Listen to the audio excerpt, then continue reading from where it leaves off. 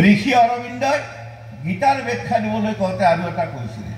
যে সম্পূৰ্ণ গীতাখন যদি বুজিব লাগে তেতিয়ালে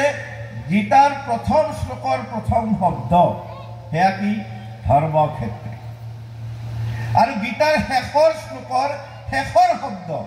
শেষৰ শব্দটো কি যত্ৰ যোগেশ্বৰ কৃষ্ণ যত্ৰ পাৰ্থ ধনুৰ্ধৰঃ তত্ৰ শ্ৰী বিজয় ধূতি ধ্ৰুৱা নীতিৰ মতিৰ মম শেষৰ শব্দ কি মতিৰ মম প্ৰথম শব্দ ধৰ্মক্ষেত্ৰে ঋষি অৰবিন্দই কৈছিলে সম্পূৰ্ণ গীতাখন বুজিবলৈ প্ৰথম শব্দ ধৰ্মক্ষেত্ৰে শেষৰ শব্দ মতিৰ মম গোটেইখিনি লগ লগাই দিয়া কি হ'ব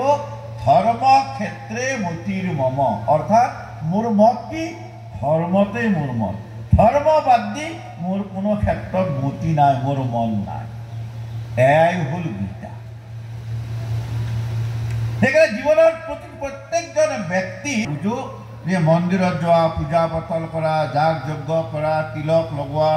এয়াই কেৱল ধৰ্ম বুলি ভাবে কিন্তু আমাৰ শাস্ত্ৰত কৈছে যে কেৱল মন্দিৰত যোৱা পূজা পাতল কৰা যাগ যজ্ঞ কৰা নাম কীৰ্তন কৰা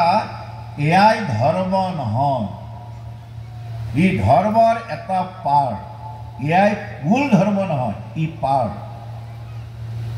ধৰ্ম মানে কি যিটো গীতাত সুন্দৰভাৱে ব্যাখ্যা কৰিছে ধৰ্মৰ ব্যাখ্যা কৰিছে যে ধৰ্ম মানে ধৰ্মৰ 10টা লক্ষণ ধাৰ্মিক ব্যক্তি যদি হ'ব লাগে কেৱল পূজা পাতল গীতা পাঠ দান যজ্ঞ নাম কীৰ্তন কৰি থাকিলেই কেৱল ধাৰ্মিক হ'ব নোৱাৰে ধাৰ্মিক হ'ব লাগিলে ধাৰ্মিক ব্যক্তিৰ